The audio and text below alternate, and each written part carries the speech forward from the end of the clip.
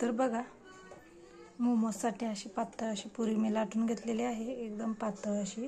तर आता ह्याच्यामध्ये आपण स्टफिंग भरूया आणि स्टार्ट करूया। तुम्हाला दाखवते मी कसं बनवायचं।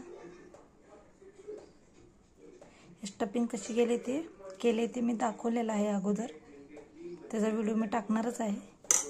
तर बघा, एका हाताने मोबाईल पकडायचं, मी तुम्हाला मोबाईल खाली ठेवून दाखवते, कारण मुलं पण नाहीत दाखवायला। तर बघा, अशा प्रकारे मोमोज झालेला आहे आपलं रेडी। तुम्हाला जसं पाहिजे तसं शेप देऊ शकता, मी असे दिलेलं आहे। तर बघा, मी असे करून ठेवलेले आहेत। तर बघा कसे वाटतात मोमोजचे शेप।